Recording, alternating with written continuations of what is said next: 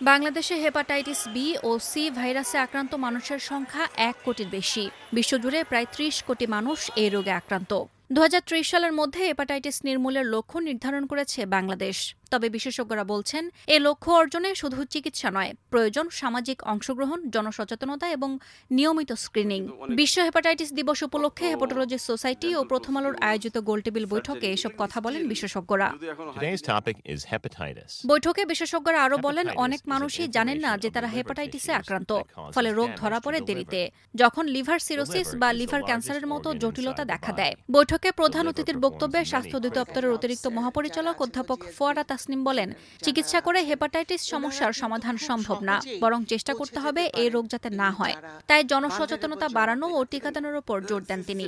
যে কোনো রোগের মতোই হেপাটাইটিসের ক্ষেত্রেও আমাদের এই মুহূর্তের যে সিদ্ধান্ত, আমরা যেটা চাচ্ছি সেটা হচ্ছে রোগের আমরা চিকিৎসা করে, সব রোগের আমরা সবসময় চিকিৎসা করে আসলে কুলিয়ে ওঠা সম্ভব না।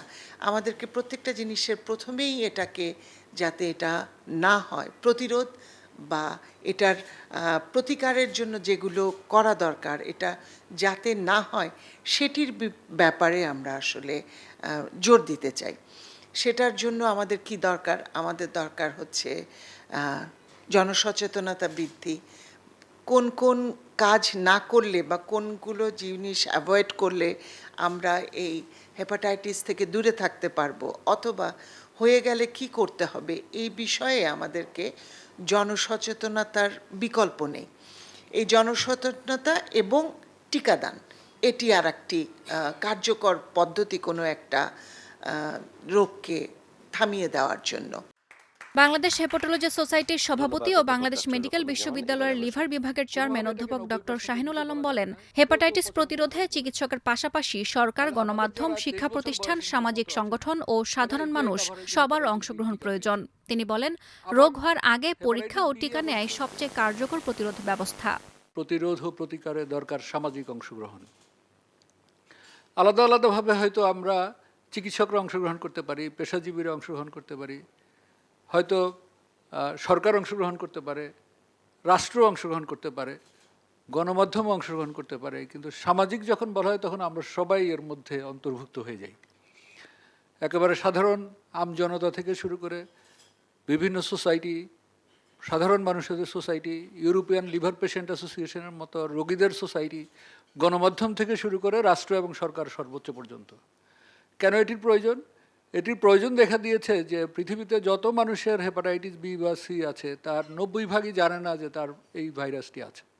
এটা হচ্ছে এই ভাইরাস প্রতিরোধে, অথবা আমরা সাস্টেনেবল ডেভেলপমেন্ট গোল নাম্বার 3-র 1 পয়েন্টে যেটা বলছি যে আমরা 2030 সালের মধ্যে বি ভাইরাস এবং সি ভাইরাসকে এলিমিনেট করব। প্রথম প্রতিরোধ হচ্ছে এই জায়গাটায়। যেহেতু এবারের মূল থিম হচ্ছে ব্রেক ইট ডাউন, তো প্রথম প্রতিবন্ধকতা হচ্ছে মানুষের না জানা। এই না জানাটাকেই আমরা জানার মধ্যে রূপান্তর করতে পারলে এটাকে আমরা ব্রেক করতে পারবো এবং প্রতিরোধ করতে পারবো। বাংলাদেশ হেপাটোলজি সোসাইটির সাধারণ সম্পাদক ডাক্তার গোলাম আজম জানান, দেশে হেপাটাইটিস বি ও সি সবচেয়ে বড় উদ্বেগের কারণ। অনিরাপদ রক্ত সঞ্চালন, সংক্রমিত সূঁচ ও সিরিঞ্জ ব্যবহারের মাধ্যমে এ রোগ ছড়াতে পারে।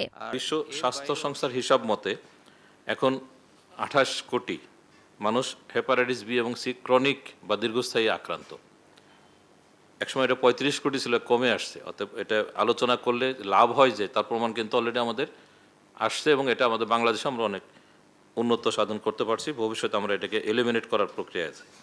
সারা বিশ্বে প্রায় 11 লক্ষ মানুষ এই দুটি ভাইরাসের কারণে সৃষ্ট লিভার সিরোসিস, লিভার ক্যান্সার এবং লিভার ফেরুলে মারা যায় প্রতি বছর। এবং এটা কিন্তু এইডস, যেটাকে আমরা বিশ্ব স্বাস্থ্য সংস্থা অনেক আগেই দিবস ঘোষণা করে তার ব্যাপারে অনেক রিসোর্স বা ফান্ডিং করে আসছে, তার চেয়ে কিন্তু এর মরণঘাতী হেপাটাইটিস বি এবং সি। বিশেষজ্ঞরা বলেন, হেপাটাইটিস বি প্রতিরোধে টিকা অত্যন্ত কার্যকর, আর হেপাটাইটিস সি বর্তমানে ওষুধের মাধ্যমে সম্পূর্ণ নিরাময়যোগ্য।